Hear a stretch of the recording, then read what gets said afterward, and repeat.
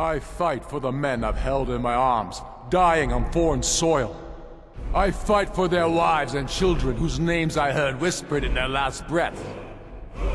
I fight for we few who did come home, only to find our country full of strangers wearing familiar faces. I fight for my people, impoverished to pay the debts of an empire too weak to rule them, yet brands them criminals for wanting to rule themselves. I fight so that all the fighting I've already done hasn't been for nothing. I fight because I must.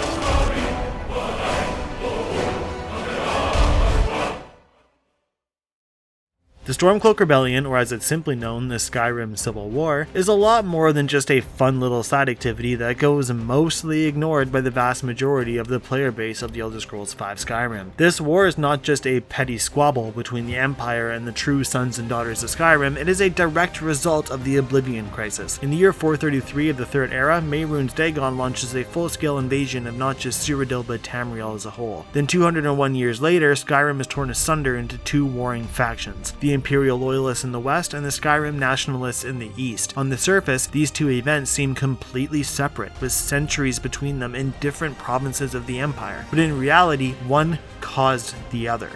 But how? What happened in those 200 years that led to Skyrim warring with itself? What is the condition of the Empire during this conflict? And how is the Empire doomed, whether or not they win?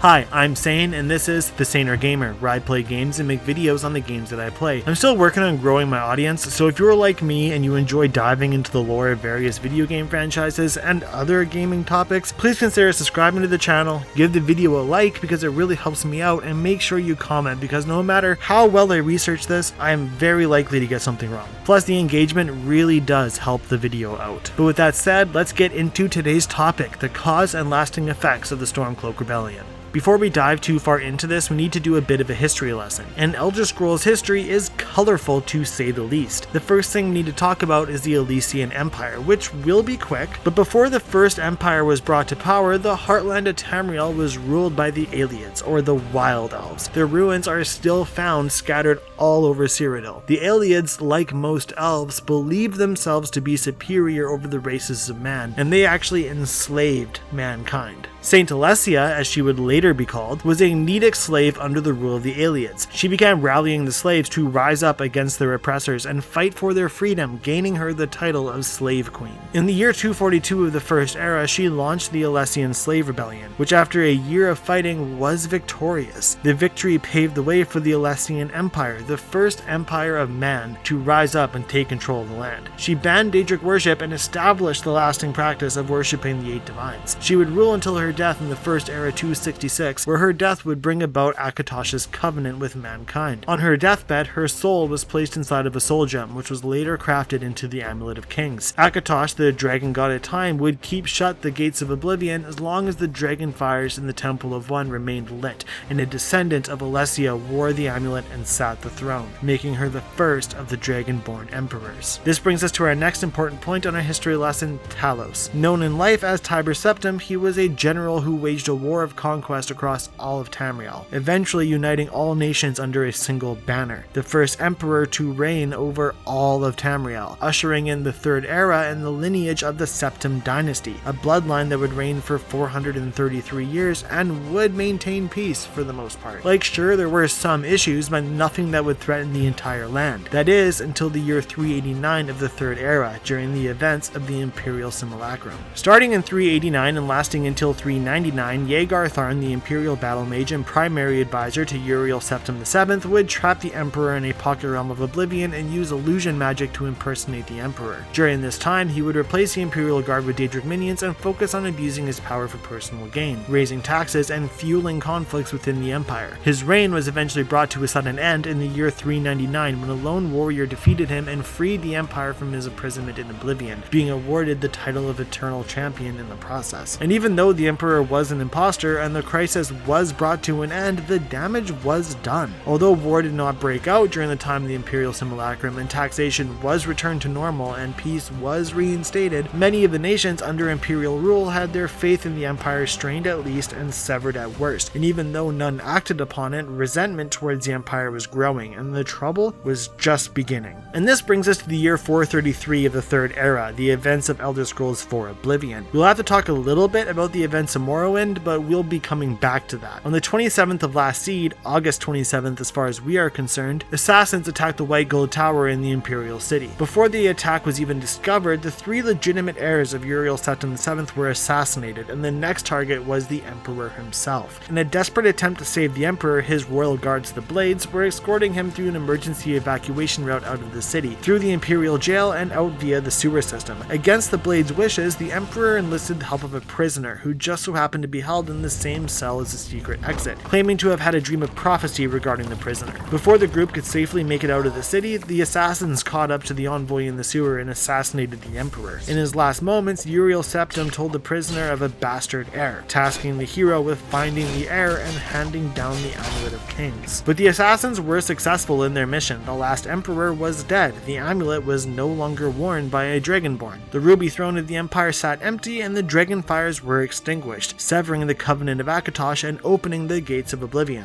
Mehrunes Dagon, the Daedric Prince of Change and Destruction, wasted no time in his invasion, opening gates to his realm of Oblivion and marching into the unsuspecting lands of Tamriel, thus beginning the Oblivion Crisis. Seemingly aware of the bastard heir, he invaded the Cyrodiilic city of Kvatch first, laying siege and destroying the city. By the time our unlikely hero learned the identity of the heir, Martin Septim, and made their way to the city of Kvatch, it was too late. The city had already fallen. Martin, however, managed to survive the attack by seeking refuge in the Temple of Akatosh, where he practiced as a priest of Akatosh, tending to the victims of the attack. He struck a deal with the hero, bring the siege of Kvatch to an end, and he would leave the city with the hero to find the Blades, which the hero successfully did do, granting him the title of the Hero of Kvatch, even though the city was thoroughly destroyed. Once Mehrunes Dagon realized that he was unsuccessful in his quest to kill the illegitimate heir, he began opening gates to Oblivion all over Tamriel, attacking every nation in the land. The army of Oblivion was unrelenting in force, immeasurable in size, and ruthless in tactic. Even though we as the player only see the events in the eyes of Cyrodiil, the damage of the invasion was seen far and wide. Many of the regions that relied on the Empire for protection found themselves abandoned by their leaders and left to fend for themselves, as the Empire was forced to recall most of their army to Cyrodiil to defend the heart of the Empire, forcing the nations to form their own militias in self-defense from the invading forces. All of Tamriel turned to hell in a handbasket, while the hero of Kvatch and Martin Septim fought against the invasion of Oblivion. Eventually, the duo were successful in ending the crisis. For more information on this event, go play Oblivion. But eventually, our hero and Martin make their way to the Temple of One in the Imperial City with the Amulet of Kings to relight the Dragonfires. But by that time, Mehrunes Dagon himself had entered Tamriel, with the Daedric Prince putting boots on the ground. Just closing the gates would not be enough to stop his invasion. The invasion was, after all, complete. So in desperation, Martin shattered the Amulet of Kings to force Akatosh into divine intervention. Martin transformed into the Avatar of Akatosh and banished Mehrunes Dagon back to his realm of Oblivion. Akatosh, acknowledging Martin's great sacrifice for the people of the Empire, changed the terms of the Covenant. He would hold closed the gates of Oblivion without the Dragonfires, forever making Tamriel safe from Daedric invasion, not only bringing an end to the Oblivion Crisis, but preventing such an invasion from ever being possible again. But as one crisis was ending, another was just beginning.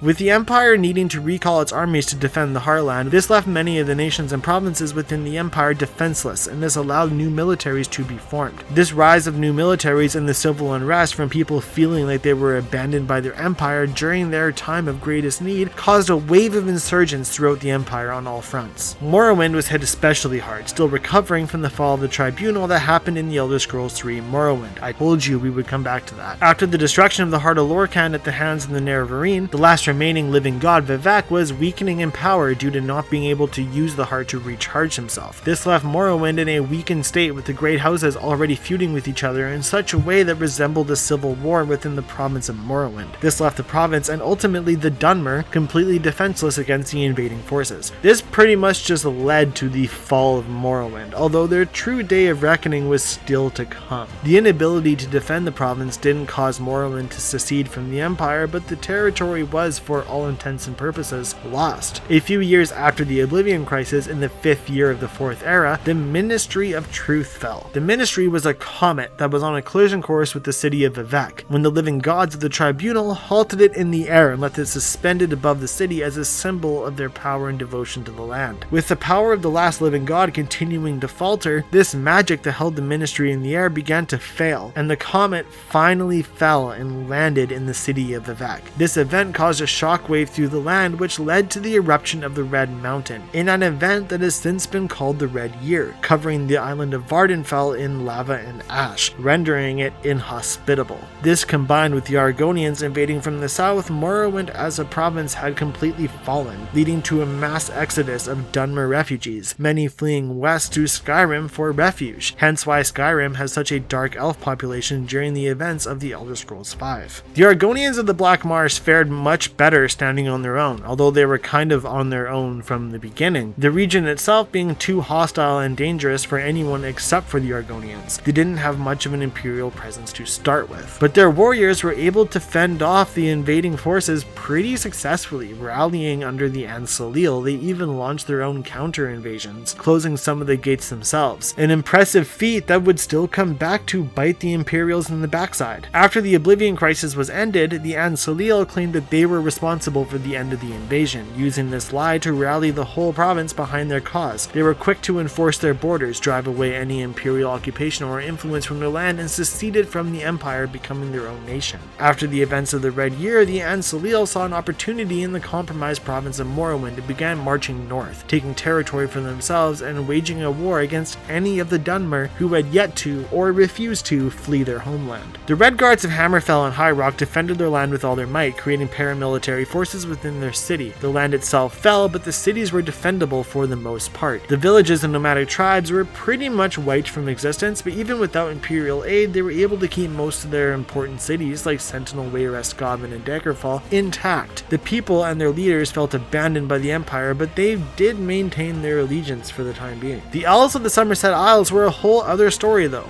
The Elves found themselves overpowered by the Daedric forces, with gates opening up all over the island. The surviving inhabitants found themselves fleeing for refuge in the capital city of Alinor. This allowed for the Daedric forces to occupy the entire island and launch a full-scale attack on the city itself, and most importantly, the Crystal Tower at its heart. An Elven supremacy extremist group used this to spread anti-imperial propaganda and reinforce their Elven supremacist beliefs, rallying the Elven people behind them in a desperate attempt to protect the Crystal Tower, which ultimately did succumb to Daedric occupation. The Thalmor never relented on their campaign to drive out the forces of the Daedra and continued to fight to take back the fallen city. Once the invasion came to a sudden halt after the sacrifice of Martin Septim, the Thalmor also took credit for the end of the Oblivion Crisis and used that fact to overthrow the existing government of the Somerset Isles, bringing rise to the Third Aldemiri Dominion and seceding from the Empire, but not for independence like the Argonians. They seceded with the intention of conquest. The Empire itself was also struggling. After the death of Uriel Septim VII, High Chancellor Okado became regent, ruling in absence of an empire while searching for a new heir. Even after the death of Martin, Okado became potentate, refusing to take over the true rule of the empire while continuing his search for a new emperor until his murder in the 14th year of the 4th era. His assassination fractured the Elder Council and left the empire in a state of utter chaos, leading to the Stormcrown Interregnum, which was a period of time where multiple factions fought over the crown. This came to an end when a warlord by the name of Titus Mede successfully conquered the throne and began the Mede dynasty, which is still in power in the year 201 when Skyrim takes place.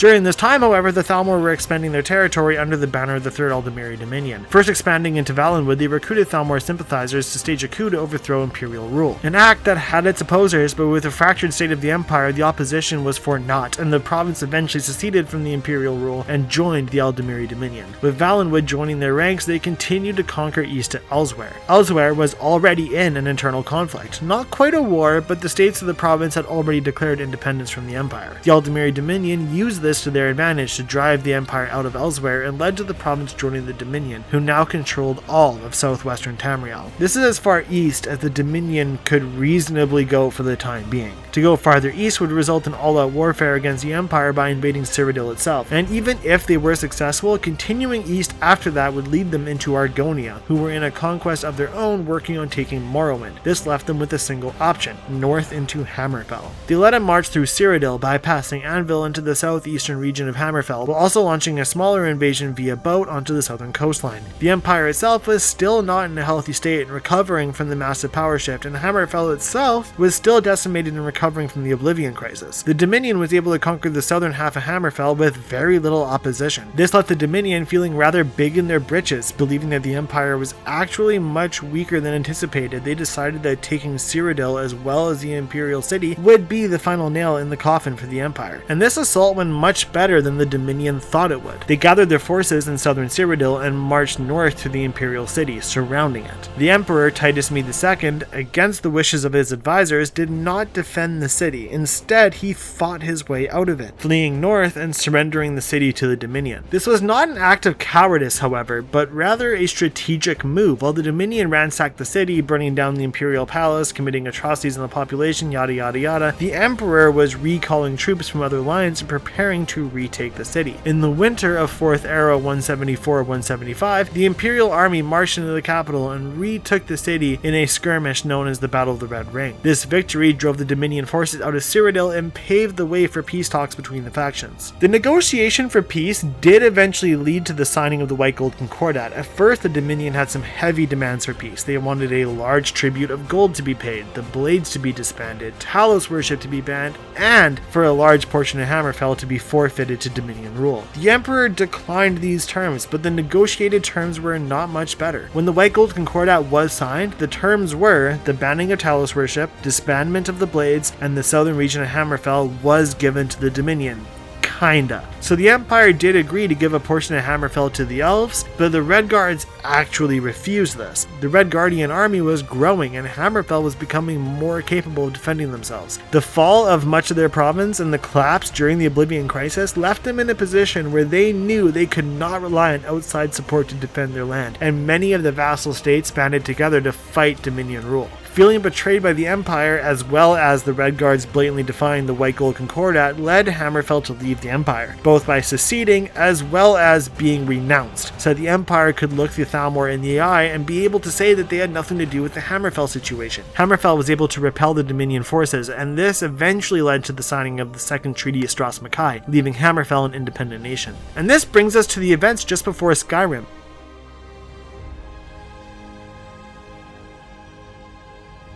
Ulfric Stormcloak, the Jarl of Windhelm, who fought alongside the Empire during the Great War between the Dominion and the Empire, felt betrayed by the Empire. Being a devout worshipper of his warrior god Talos, he saw the banning of worship as an insult, not just to him, but to Skyrim as a whole. Seeing the signing of the White Gold Concordat as a sign of weakness, he wished for Skyrim independence. Also, during the Battle of the Red Ring, when the Imperial army was recalled to aid in retaking the Imperial city, the city of Markarth in the Kingdom of the Reach was left undefended. This gave way for the native Reachmen of the region to overtake the city, throwing out the Jarl of Markarth, Hrolfdir, and claiming the Reach for themselves. Hrolfdir, however, would not allow his kingdom to be taken from him without retaliation, and he enlisted the help of Ulfric Stormcloak, agreeing to allow the free worship of Talos within the Reach if Ulfric helped him reclaim the city and the kingdom. Ulfric agreed and retook the city in an event that later became known as the Markarth Incident. With the Reach returned to Hrolfdir's rule, the Jarl kept his promise to Ulfric, allowing free worship of Talos. This was a direct violation of the White Gold Concordat, and the Thalmor were pissed about it. They saw this as a betrayal by the Empire, and they gave an ultimatum: outlaw the worship in the region, arrest Ulfric, and grant the Thalmor access to Skyrim to continue their campaign against Talos worship, or they would restart the war. Fearing Thalmor retaliation, the Imperial army sent troops to Markarth, forcing Jarl Hrolfdir to back out of his deal with Ulfric, outlawing the worship of Talos, and expelled Ulfric out of the city. Ulfric did not simply return to Windhelm, instead he made his way to Solitude, entering the city alone to speak to the High King, who granted him an audience. Once in front of the High King, he challenged him to a duel as per Nordic tradition, and using the power of his Thu'um, he killed the High King, which should have given him the title of High King. Instead, he was forced to flee Solitude and was shortly after arrested. The Imperial army gagged him so he could not use his shouts to escape and loaded him onto a cart to Helgen to face execution. And this is where the events of Skyrim begin. The first choice we make in our playthrough as the last Dragonborn is our side in the Civil War. Do we escape Helgen with Hadvar and join the Imperials, or do we escape with Ralof and join the Stormcloak Rebellion? The Civil War questline gets some hate for being rather bland. It's mostly just attacking forts and taking over holds, either spanning east fighting for the Empire or spanning west fighting for the Stormcloaks. And I don't really love this questline either, but it is exactly what it needs to be. War isn't some fantastical adventure full of fantasy tropes, it is just conquest and domination. But there honestly is not a whole lot to be said about the questline for the war itself. We fight for a side and eventually that side wins. But what happens when a side wins?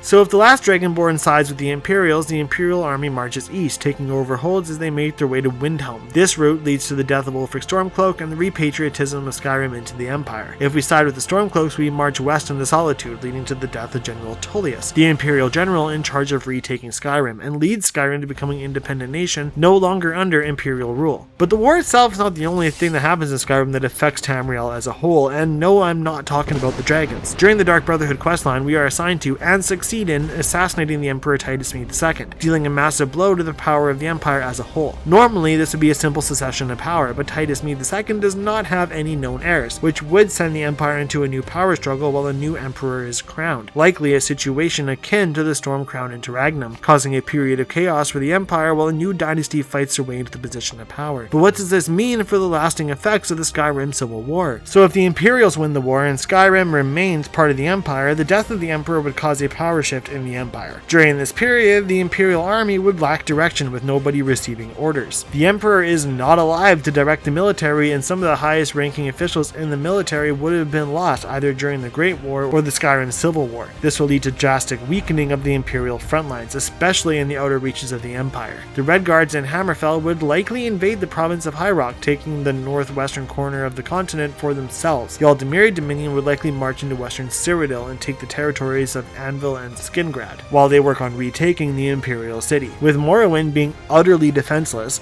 the Argonians of Black Marsh would likely continue expanding their territory with conquest. After claiming southern Morrowind for themselves, they would likely look west, marching into the southeastern corners of Cyrodiil and taking Leyawind and the Blackwood Forest for themselves, possibly claiming territory as far north as Shadenhall. This would leave the Empire ruling over nothing except the Imperial city, surrounded on all sides by opposing forces. The Imperial city would surely fall, and central Cyrodiil would become a war zone once again, but this time between the Elves and the Argonians. The Empire would fall. If the Stormcloaks win, Skyrim secedes from the Empire and becomes its own nation. This cuts off High Rock completely from the Empire, which would be the only province left of the Empire that is not Cyrodiil. This cutoff would disrupt supply lines and the ability to reinforce the region, although reinforcements would likely never come anyways because of the death of the Emperor and major players within the Imperial army. So again, this would leave High Rock completely undefended, and the Red Guards would claim High Rock for themselves, likely without any bloodshed. High Rock would very likely just peacefully surrender to the Red Guards, because what other choice do they have? Also, High Rock historically has strong ties to Hammerfell, sharing much of the same culture and even having Red Guard settlements within it. Skyrim, under High King Ulfric, would want to expand his territory, likely to the east. The Red Guards of Hammerfell are a formidable force and would make better allies against the Thalmor than enemies in territorial disputes. After all, the Thalmor are the real threat that's left. This would likely lead to the Nords and the Red Guards agreeing to be allies, with the Nords allowing the Red Guards to take over High Rock without contest. To the south is Cyrodiil, and the Empire is severely weakened, so taking Cyrodiil would be a possibility, but the Jarl Mountains create a natural border that is difficult to cross. The Nord army would lose a ton of soldiers to the elements before even reaching Cyrodiil, and even then the weakened state of the Empire would probably still cause the Dominion to march into western Cyrodiil and take Anvil and Skingrad on their way to the Imperial City. And again, the Argonians, likely being successful in their conquering of southern Morrowind, would be beginning marching into eastern Cyrodiil to take Leowind, Blackwood Forest, and probably Shadenhall before meeting the Dominion to fight over the Imperial City. This leaves marching into northern Morrowind the only option left for the Nords, and also one that culturally makes sense. The Nords have always had a strong presence in northern Morrowind and did historically go to war over it against the Dwemer and the Chimer. The Nords would invade east into Morrowind with little opposition, but either way the Empire would lose High Rock and western Cyrodiil, and again the Empire would fall.